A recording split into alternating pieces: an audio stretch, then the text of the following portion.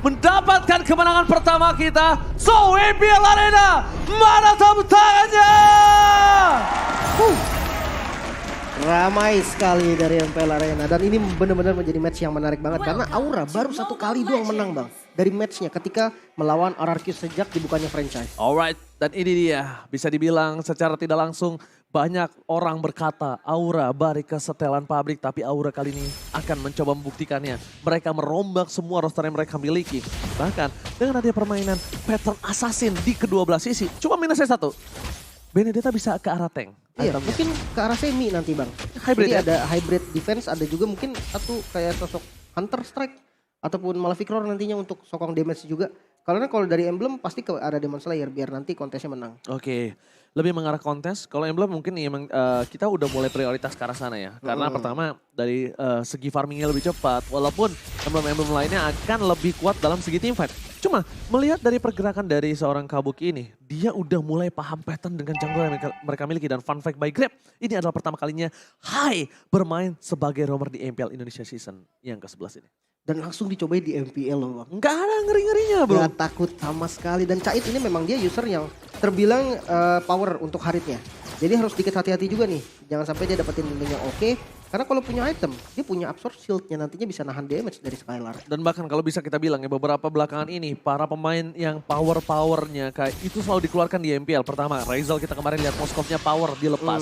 Cait power dengan Harit dilepas. Dan bahkan itu Heist juga kemarin dilepas. Cuma yang cukup problem adalah ketika dilepas itu malah menurut gua adalah wah ini something wrong nih. Yang power lo lepas ada apa nih? Iya, tapi ya balik lagi bang. Biasanya orang yang dapetin powernya pun fokusnya ke mekanik ya bang. Betul. Jadi mungkin rotasinya yang terlambat ataupun dari segi makronya nggak terlalu connect.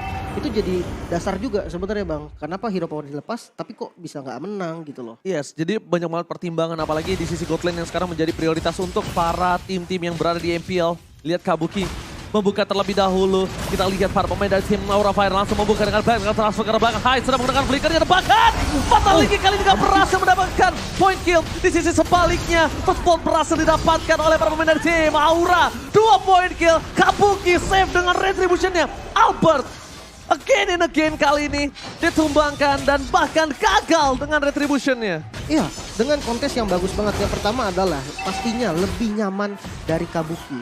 Dia punya an eye for eye, jadi dia immune sementara dan retribution timingnya itu bisa pas banget. Tapi ya ini melihat dengan RRQ, dengan adanya Kufra di awal, adanya Parsha, mereka nggak takut loh untuk kontes secara objektif. Karena dari segi power, Valentine itu akan lebih power dari awalnya. Yes, poking-pokingnya. Emang dia hero poking. Sementara dari seorang Parsha ini kan dia emang hero burst. Benar. Untuk spammingnya dia nggak terlalu banyak bisa kita bilang.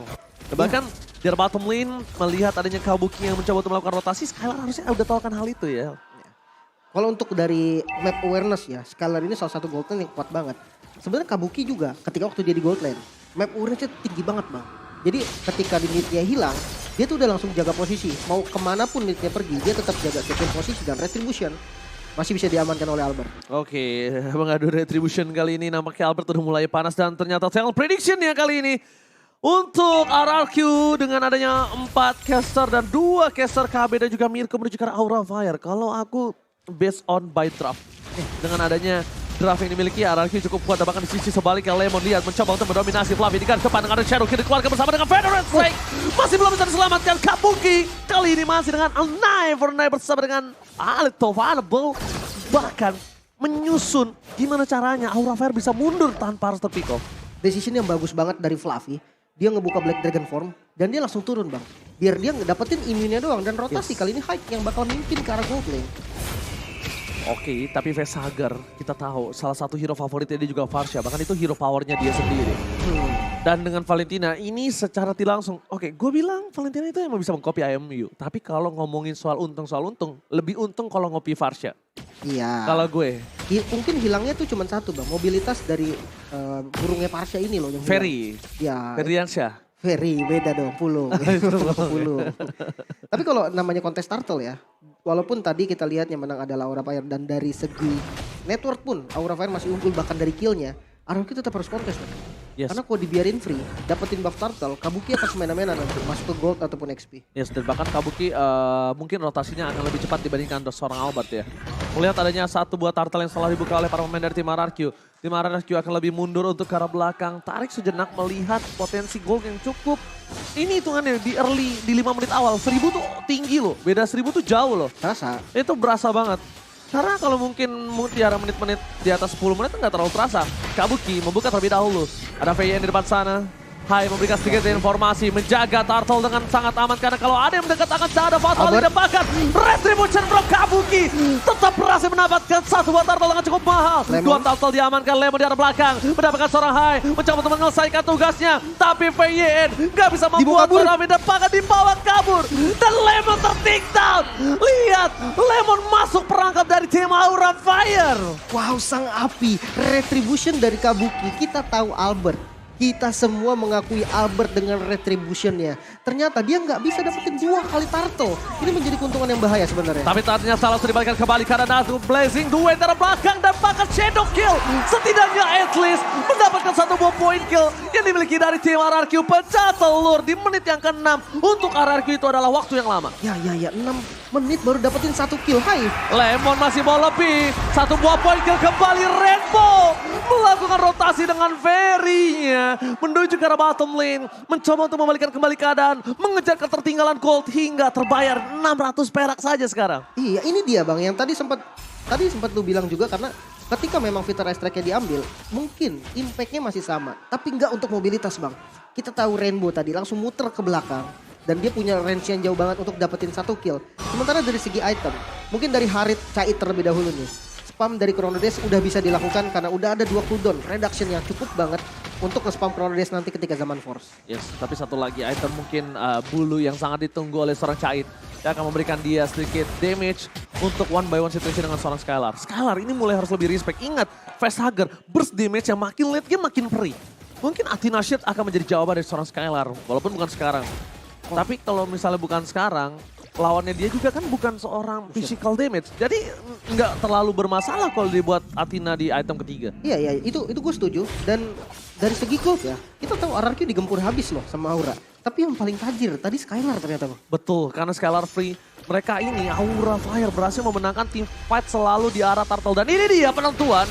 Apakah akan ada perfect turtle untuk Aura Fire? Karena ini Aura Fire dengan roster terbarunya. Fatal Link telah dikeluarkan. Alexander Blow. Tepakan retribution harusnya di tangan dari seorang Kabuki. Free turtle untuk Aura Fire. Perfect turtle atas tim RRQ. Ingat, harus digaris bawahi. Atas tim RRQ yang berada di top 3 klasemen. Sedangkan Aura sedang berada di posisi yang terpuruk. Iya, bahkan nggak pakai retribution dan Kabuki. Kabuki berhasil mencolok satu bombardier dari seorang Albert Tambang mencoba ditumbangkan di depan sana. Kabuki survive, mundur ke arah belakang. Hai memberikan jiwa dan raganya. Aura Fire tidak kenal takut untuk mengadu retribution kali ini. Wow, dominasi dari Aura Fire nggak berkurang sama sekali. Mungkin menjadi satu informasi yang penting banget ketika tadi turtle-nya dilepas. Dia nggak pakai retributionnya Bang. Dia pede banget. Mungkin tadi kalau misalkan ada Rainbow ataupun siapa sedikit lah ya. Dia ngeliatin ke arah turtle mungkin itu bisa nge-bait retribution dari Kabuki. Tapi karena nggak ada ya dia pede banget dan langsung tripping. Langsung tripping dan dia pede banget karena dia tahu dia punya power retribution. Toh kalau dapat syukur nggak dapat ya uts ya gitu udah, loh. emang punya RRQ kan. Yang itu punya buff-nya RRQ gitu. buffnya. Dan bahkan kali ini berarti kita harus mengakui Albert 5 season dia berada di posisi puncak kurang lebih ya dari season 6 sampai sekarang. Berarti 4 season ya? 4 season dia berada di puncak ya kan. Tapi kita lihat dibalikin kembali keadaan Kabuki terlalu sakit mundur ke arah belakang. BYN memberikan sedikit distraction, tidak mengenai siapapun di sisi sebelah top lane. Skylar, dia selalu lebih fokus untuk objektif. That's why kenapa dia lebih kaya dibandingkan yang lainnya. Dan bahkan kalau bisa kita lihat tim fight yang dipegang oleh tim RRQ kali ini mereka tidak punya power. Final set dikeluarkan, Hai bakal menjadi pilihan utama tapi nampaknya Finn duluan yang bakal menjadi korban jiwa. Facehugger full of power untuk bisa menumbangkan para pemain dari tim RRQ. Aura Fire dengan roster terbarunya. Ini menjadi dirinya sendiri. Mereka mencoba untuk membakar api bersama Sang Raja. Mencoba untuk membakar kerajaan dari Sang Raja. Circle telah dikeluarkan. Berhasil menemukan seorang cair. Mundur ke arah belakang para pemain dari tim Aura Fire. Jangan lupa ini bisa menjadi baiting untuk mereka. Tim RRQ. Wow, sebenarnya mungkin informasi yang penting didapatkan karena Haik selalu makan Finn dengan Fatal Link-nya. Jadi ketika sudah Finn-nya tumbang, oke, gak masalah. Tapi dia ngeluarin banyak banget source skill seperti skill-skill besar tadi Fitter Strike Furian dan Facehugger. Facehugger masih berhasil didapatkan, shadow kill-nya tidak ada, tapi Coach Shadow-nya menyangkut karena seorang Albert. Albert seorang diri di sana, tidak ada yang menemani bersama dengan Kabuki. Bakal coba ditumbangi begitu saja Albert membalikkan kembali para pemain dimiliki dan shutdown. Akhirnya berhasil didapatkan Skylar. Blazing duet from Skylar membuat para pemain dari tim Aura Fire porak-porak dalim. Dan lihat damage-nya terlalu sakit. Chai, where are you going? Last hit. Chai still survive, tapi zaman force for defensive itu bukan hal yang baik. Oh no, Fluffy juga ketinggalan di belakang dan udah mulai ketahuan Bang Ji. Oh, Fluffy, where are you going? Mencoba menghindari damage yang diberikan dari seorang Skylar. Fluffy nampaknya masih coba untuk bertahan. Mengimun apa yang dimiliki dari seorang Lemon. Para pemain dari tim RRQ, mereka punya power yang sangat besar. Pertama, gak ada Black Dragon Transform. Kedua, tidak ada Flicker untuk Facehugger. Tapi mereka masih belum tahu informasi tentang Hai. Ya. Paling nggak untuk Haiknya masih harusnya dia mikirnya akan ada Bang. Kalau informasi yang masih belum jelas, biasanya rata-rata pro player itu akan membulatkan jadi ada. Betul, gue setuju. Itu rata-rata pro player dan turtle dari Lordnya ini bakal enak banget sebenarnya setup sama RRQ. Tapi hati-hati karena Kabuki itu untuk nge-steal ya nantinya. Dia punya an eye for eye yang enak banget. Jadi dia lebih nyaman Bang. Retrinya tuh lebih tenang. Contohnya kayak Lancelot Tonros kalau dulu. Lancelot Tonros. Nah kalau misalnya dia mau seperti itu, win condition yang dia miliki satu, Lim. Gimana caranya Skylar ini melakukan team fight backline-nya. Jadi bermain flanking. Oke, kita anggap Lord di tangan dari Aura. Ya. Tapi kalau Aura tumbang 4, tumbang 5, tumbang 3 pun aja sih. itu tetap cuan untuk RRQ. Ya dan sekarang bahkan setupnya rapi banget Bang. RRQ dapetin free Lord. Gak bisa untuk nge-steal pun bahkan ke depan aja gak bisa. Oh, Hai terlalu dalam nampaknya kali ini. Mencoba untuk memaksakan di depan sana. Skylar memberikan sedikit pressure dan diberikan Hai. Damage-nya Flicker telah dikeluarkan. Informasi didapatkan para pemain dari tim RRQ. Kali ini informasi yang valid dan bulat. No Flicker untuk Hai. Wah ini defense-nya bakal susah lagi nih. Apalagi ini kan Parsianya walaupun bisa dicuri ya. Mungkin Fitter Strike bisa diambil memang.